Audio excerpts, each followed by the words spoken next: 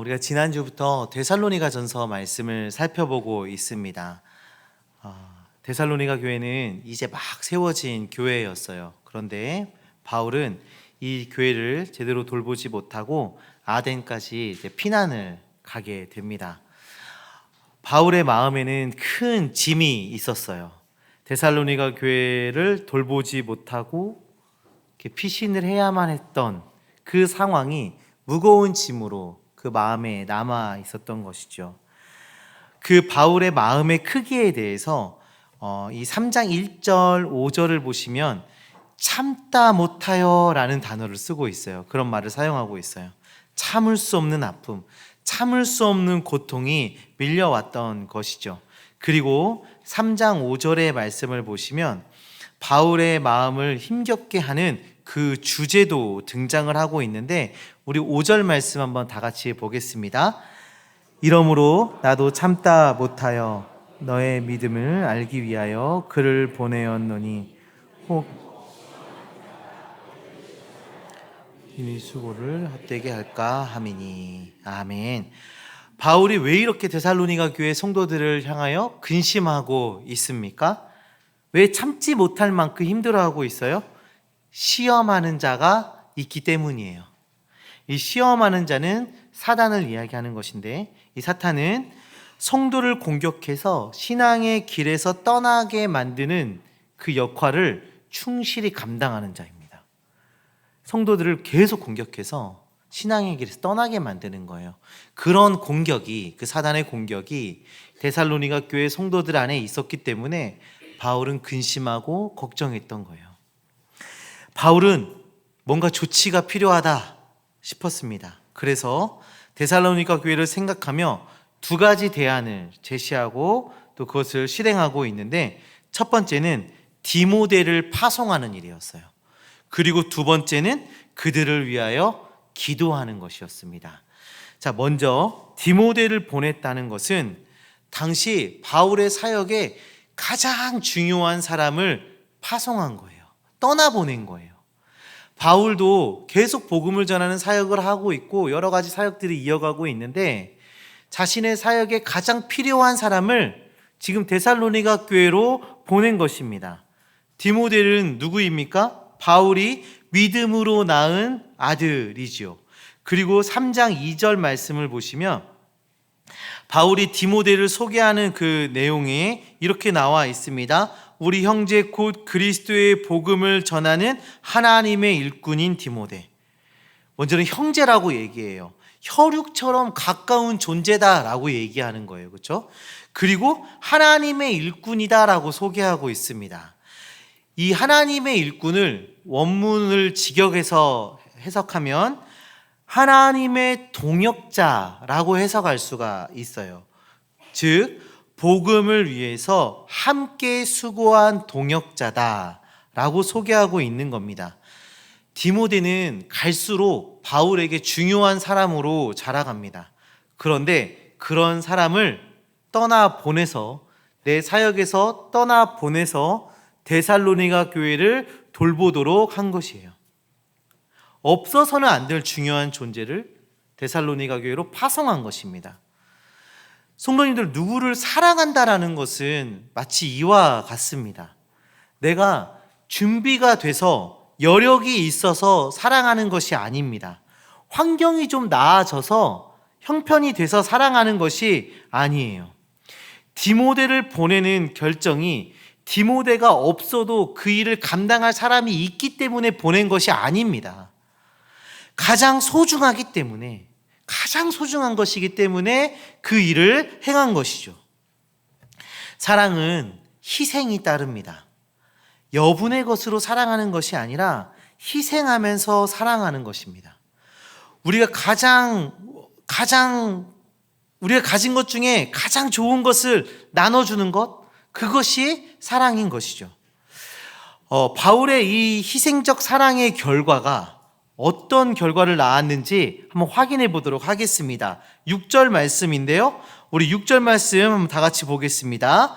지금은 디모데가 너희에게로부터 와서 너희 믿음과 사랑의 기쁜 소식을 우리에게 전하고 또 너희가 항상 우리를 잘 생각하여 우리가 너희를 간절히 보고자 함과 같이 너희도 우리를 간절히 보고자 한다 하니. 아멘.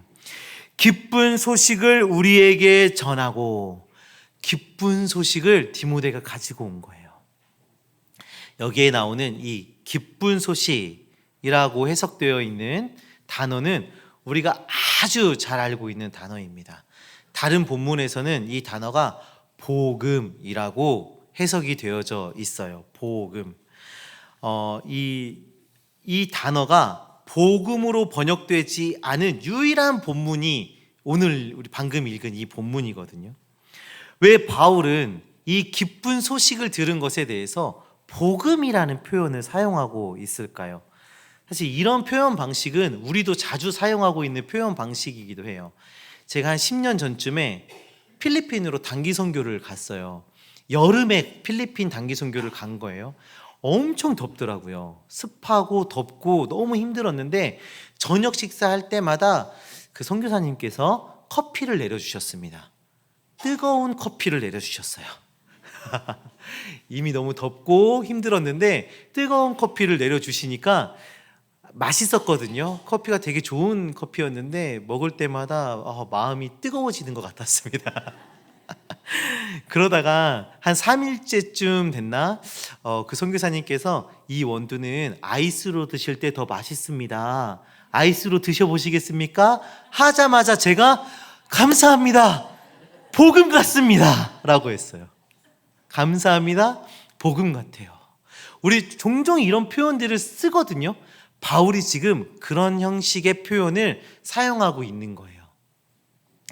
데살로니가 교회에 소식이 딱 들렸는데 복음 같습니다.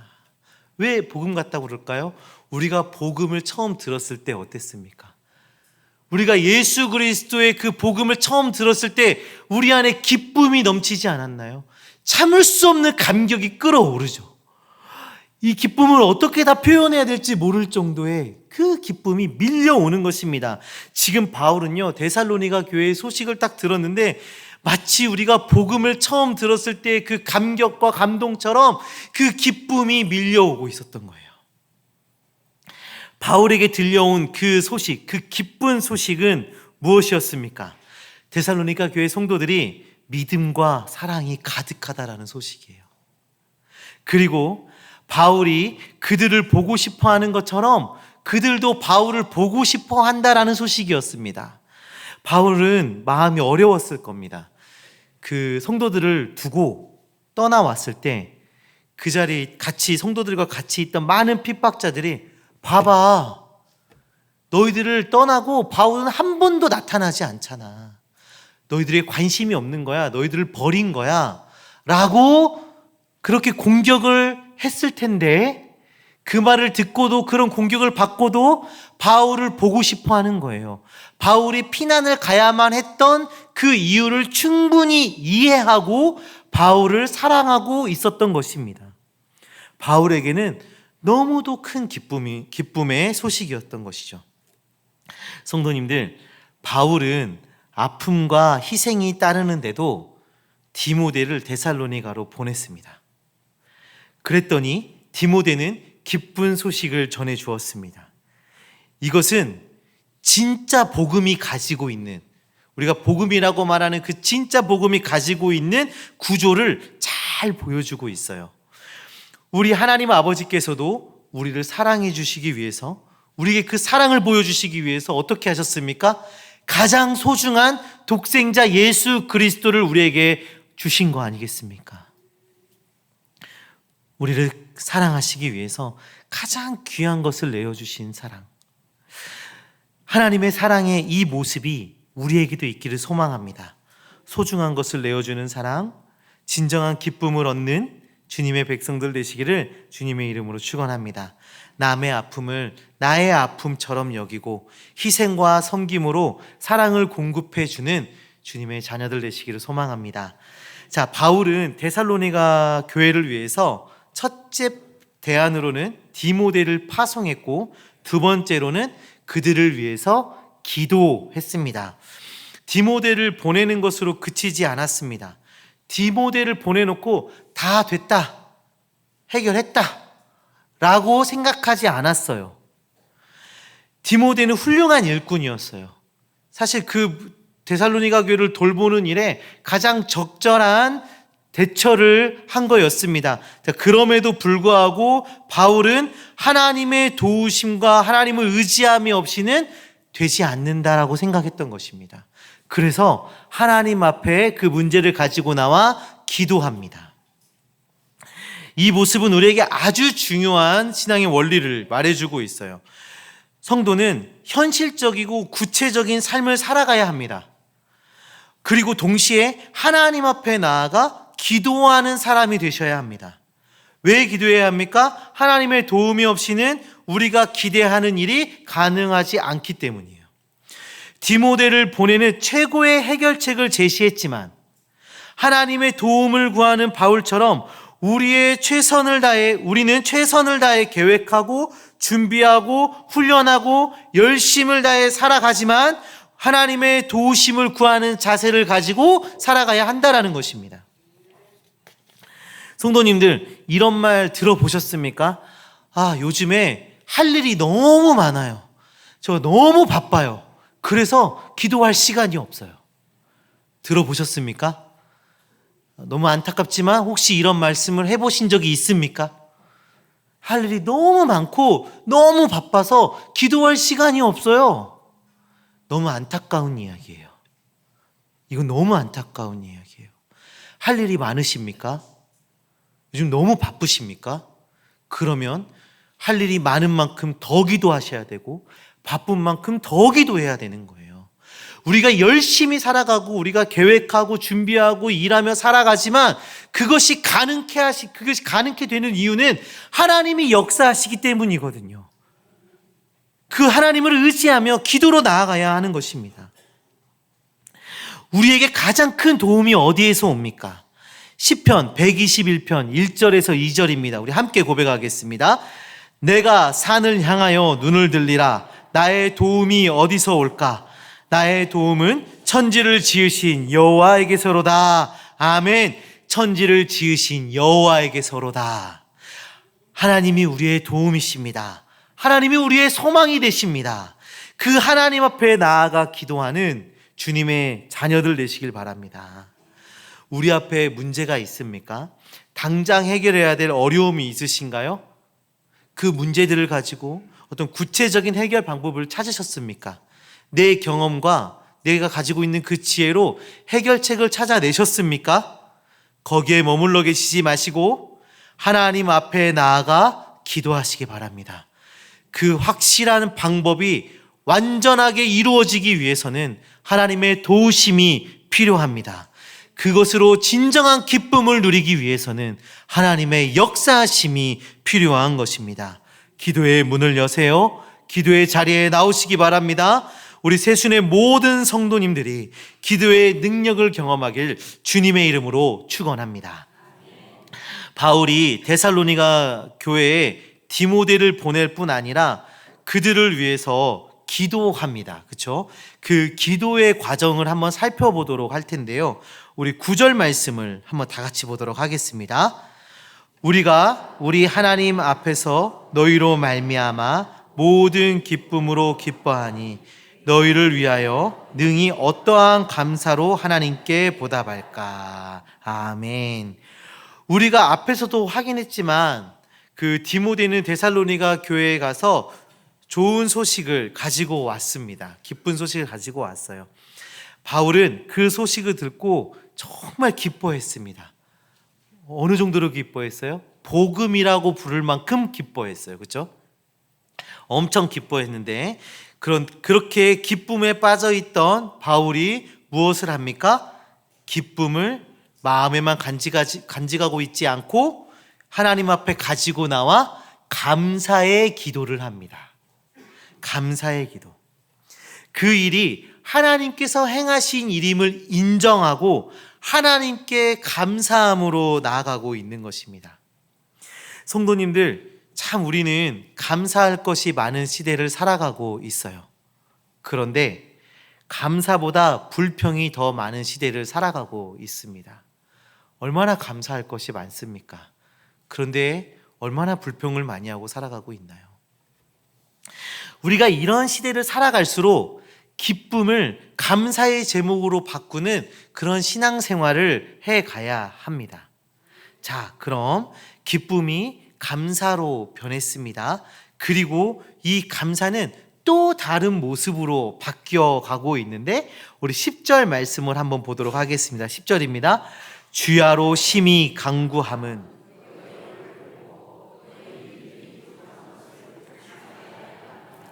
아멘. 데살로니가 교회 성도들의 소식을 들은 바울은 매우 기뻐했고 그 기쁨을 감사의 기도로 바꾸었습니다.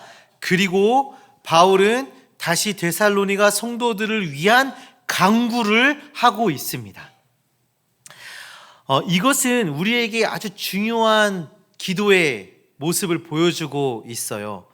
기쁨이 감사로 또 감사가 간구로 바뀌어가는 그 과정을 보여주고 있는데 감사와 간구가 균형을 이루는 기도 생활을 해야 함을 지금 보여주고 있는 것입니다.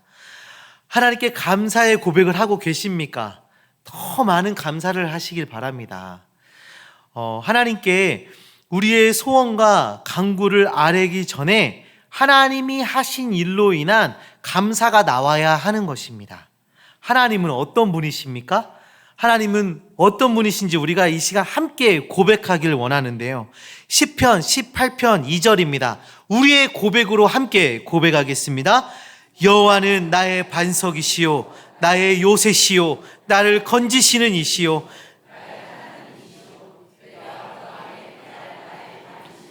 나의 방패시요 나의 구원의 뿌리시요 나의 산성이시로다. 아멘. 하나님 우리의 반석이십니다. 요새십니다. 우리를 건지시는 분이십니다. 우리의 도움이십니다. 우리의 구원자이십니다. 이것이 하나님이십니다. 우리 계속해서 하나님을 찬양하겠습니다. 하나님께 감사하겠습니다. 시편 145편 8절에서 9절 말씀입니다. 같이 읽겠습니다. 여호와는 은혜로우시며 긍휼이 많으시며 노하기를 더디하시며 인자하심이 크시도다. 여호와께서는 모든 것을 선대하시며 모든 것에 긍휼을 베푸시는도다. 아멘. 할렐루야. 아멘. 하나님은 이런 분이세요. 하나님은 이런 분이십니다. 은혜로우시며 긍휼이 많으시며 노하기를 더디하시며 인자하신 하나님이십니다. 그 하나님께 감사함으로 나아가시길 바랍니다. 우리가 이 하나님에 대해서 계속 찾다 보면 날 새겠죠. 이런 고백이 우리의 기도 가운데 넘쳐나야 합니다. 넘쳐나야 돼요. 주님 앞에 앉으셨을 때 우리가 원하는 것을 먼저 아뢰는 것이 아니라 하나님은 어떤 분이신지, 하나님께서 나에게 행하신 일들이 무엇인지를 고백하며 기도하는, 감사가 풍성히 고백되어지는 우리의 기도가 되어야 하는 것입니다. 감사와 간구가 균형이 이루는 기도의 사람 되시기를 주님의 이름으로 축원합니다. 다시 우리 10절의 말씀으로 다시 돌아가 보면 바울은 주야로 심히 간구합니다. 주야로 심히 간구합니다. 이것은 밤낮으로 상상할 수 없을 만큼 많은 기도를 바울이 하고 있다라고 고백하고 있는 거예요. 데살로니가 교회의 성도들을 생각하며 밤낮으로 상상할 수 없을 만큼 많은 기도를 하고 있어요. 무엇을 기도하고 있어요? 먼저는 너희 얼굴을 보고. 바울은 데살로니가 성도들을 빨리 만나고 싶어 했습니다.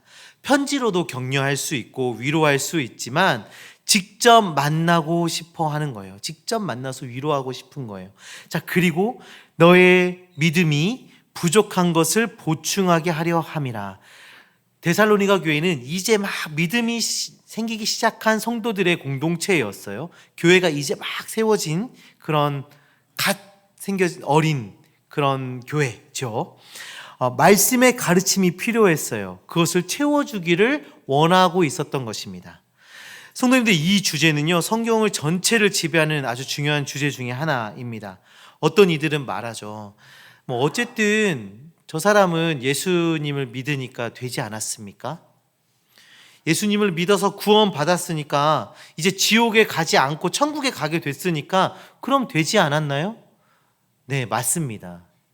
됩니다. 그리고 너무 귀해요. 예수 그리스도를 구주로 고백하는 그 신앙의 고백이 있다는 것 자체가 아주 귀하고 감사한 일이에요. 자, 그런데 성경이 성도된 우리에게 강조하고 있는 것이 있죠. 그것은 성도로서의 삶입니다. 이 땅에 사는 동안 하나님의 영광을 드러내며 살아가는 것. 이 땅에 사는 동안 은혜의 풍성함을 드러내며 살아가는 것. 그것을 강조하고 있어요. 예수님을 믿으십니까? 구원받은 성도가 되셨습니까? 그럼 우리는 진리 안에서 자라가야 합니다. 그래서 구원받은 자의 복됨을 드러내며 살아가야 하는 것이에요. 바울은 데살로니가 성도들에게, 그리고 이 시대를 살아가고 있는 우리에게 말해주고 있습니다. 믿음이 부족한 것을 보충해야 한다. 무엇으로 보충합니까? 말씀. 하나님의 말씀을 배우고 묵상하여 보충하고 그 말씀이 우리 삶 가운데 꽃피고 열매 맺도록 살아가야 함을 말해주고 있는 것입니다. 사랑하는 성도님들, 하나님의 말씀을 가까이 하시길 바랍니다. 그리스도의 장성한 분량에 이르기까지 성장해가는 주님의 자녀들 되시길 바랍니다. 구원받은 자의 그 영광을, 구원받은 자의 아름다움을, 그 기쁨을, 그 감사를 드러내며 살아가는 우리 모두가 되기를 주님의 이름으로 축원합니다. 바울의 기도 내용이, 이제 구체적인 기도의 내용들이 11절부터 13절까지 나와 있습니다. 우리가 그 기도 제목들을 한번 찾아보고 또 말씀을 나눠보도록 할 텐데요. 11절의 말씀을 한번 다 같이 보겠습니다. 하나님 우리 아버지와 우리 주 예수는 우리 길을 너희에게로 갈 수 있게 하시오며, 아멘. 그들에게 가지 못하게 막고 있는 장애물을 걷어주셔라 라고 기도하고 있습니다. 최대한 빨리 만나기를 소망하며 기도하고 있어요. 그리고 두 번째는 12절에 나와 있는데요. 또 주께서 우리가 너희를 사랑함과 같이 너희도 피차감과 모든 사람에 대한 사랑이 더욱 많이 넘치게 하사. 아멘. 무엇을 기도하고 있습니까? 바로 사랑이에요. 사랑. 데살로니가 교인들의 사랑을 위해서 기도하고 있습니다. 그런데 우리가 눈여겨봐야 할 단어가 하나 있어요. 피차간입니다. 피차간. 단순히 사랑이 많게 해주세요 기도하는 게 아니라 피차간, 서로가 서로를 사랑해서 성도 간에 한 걸음 한 걸음 더 가까워지기를 기도하고 있는 것입니다. 자, 우리가 이 기도에 힘입어서 우리 좌우에 계신 성도님들과 인사했으면 좋겠습니다. 사랑합니다. 네. 방금 인사하셨던 분들 중에는 원래 친하셔서 자주 사랑한다고 고백했던 분도 계셨을 거고, 어떤 분들은 한 번도 대화를 나눠보지 않은 분들도 계실 거예요. 그렇죠? 근데 지금 바울이 기도하고 있는 건 뭐냐면, 내가 원래 사랑하던 사람도 사랑하고 서로 간에 사랑하고 한 번도 대화 나눠보지 않은 사람도 점점 사랑해 가는 거예요. 서로가 한 걸음 한 걸음 다가와서 함께 사랑하는 공동체를 이뤄가는 그 기도를 지금 하고 있는 것입니다. 신앙의 교제권이 점점 넓어져 가는 것을 지금 이야기하는 것이죠. 이 피차간에 사랑하는 것, 이 사랑의 영역이 넓어지다 보면 원수에게도 다다르지 않겠습니까? 네, 원래 친한 사람한테 사랑한다고 편하게 얘기하시다가 좀 어색하신 분한테도 사랑합니다 하시다가 저 인간 하는 사람한테도 사랑합니다 이렇게 말할 수 있는 그 단계가 오지 않겠습니까? 그렇게 되면 우리 교회는 사랑이 넘치는 교회, 사랑으로 하나 된 교회가 될 줄 믿습니다. 바울의 기도 제목 마지막은 13절에 나와 있습니다. 우리 13절 말씀도 한번 찾아볼까요? 너의 마음을 굳건하게 하시고 우리 주 예수께서 그의 모든 성도와 함께 강림하실 때 하나님 우리 아버지 앞에서 거룩함에 흠이 없게 하시기를 원하노라. 아멘. 바울의 기도에서 놀라운 것을 발견하셨습니까? 바울은 현재 지금만을 위해서 기도하지 않습니다. 바울은 미래를 위해서 기도하고 있습니다. 우리 주님은 반드시 오실 것입니다. 우리 주님은 반드시 재림하실 것입니다. 그날 주님 앞에 서는 날에 부끄러움 없는 성도로 세워지길 원합니다 하고 기도하고 있어요. 우리도 그런 성도 되길 원합니다. 바울은 빨리 데살로니가 교회 성도들을 만나기 위해서 기도하고 또 그 교회의 사랑을 위해서 기도하고 또 하나님 앞에 섰을 때, 우리 주님 앞에 섰을 때 흠이 없는 성도로 자라가길 위해서 기도하고 있습니다. 이 세 가지의 기도 제목은 누구를 향해 있습니까? 데살로니가 교회 성도들을 위해서 하고 있는 기도이지요. 우리는 이곳에서 한 가지를 살펴봐야 합니다. 나의 기도는 어디를 향해 있습니까? 나를 위해서, 내 자녀를 위해서, 내 사업체를 위해서만 기도하고 계십니까? 물론 나를 위해서 기도하고 내 자녀를 위해서 기도하고 내 사업체를 위해서 기도하는 건 당연히 마땅히 하셔야 할 일입니다. 그런데 함께 자라가고 함께 성장하고 함께 하나님의 나라를 이루어갈 신앙 공동체를 위해서, 타인을 위해서 하는 기도도 함께 해 가셔야 하는 겁니다. 지금 성경은 우리에게 균형 잡힌 기도 생활을 말해주고 있어요. 감사와 간구가 균형을 이루어야 하고 나 자신을 위한 기도와 타인을 위한 기도가 균형을 이루어야 한다 말해주고 있습니다. 균형 잡힌 기도 생활하는 주님의 자녀들 되시기를 주님의 이름으로 축원합니다. 사랑하는 성도님들, 오늘은 바울이 데살로니가 교회를 생각하며 조치했던 두 가지를 살펴보았습니다. 먼저는 디모데를 보내는 것이에요. 이것은 현실적으로 아주 훌륭한 대처였습니다. 가장 좋은 대안이었습니다. 그럼에도 불구하고 바울은 그것이 부족하다는 걸 알았어요. 그래서 무엇을 했습니까? 기도했습니다. 기도. 그 문제를 가지고 하나님 앞에 나가서 기도했습니다. 현실적인 문제에 적절한 대처를 했음에도 불구하고 하나님의 도우심이 없이는 안 된다는 것을 깨달아 하나님 앞에 나아가 기도한 것입니다. 우리의 지혜로 문제에 대한 대처를 잘 하셨습니까? 나의 경험과 능력으로 문제를 헤쳐나가고 계십니까? 만약에 그렇다면 다시 기도의 자리로 나오시길 바랍니다. 그리하여 기도의 응답을 경험하시고 참된 기쁨과 감사로 나아가시는 주님의 자녀들 되시기를 소망합니다. 기쁨과 감사의 기도로 나아가시고 또 거기에서 간구로 나아가는 우리의 기도 생활 되길 바랍니다. 또한 바울의 기도 제목을 살펴보면 자신을 위한 기도뿐만 아니라 타인을 위한 기도가 채워져 있다는 것을 볼 수가 있어요. 그리고 현재가 아닌 미래를 소망하며 기도하고 있다는 것을 볼 수가 있습니다. 우리의 기도의 범위가 넓어지고 나를 위한 기도와 타인을 위한 기도가 잘 균형을 이루는 주님의 사람, 기도의 사람 되시기를 주님의 이름으로 축원합니다. 우리 이 시간 말씀을 기억하며 함께 기도하셨으면 좋겠습니다. 하나님의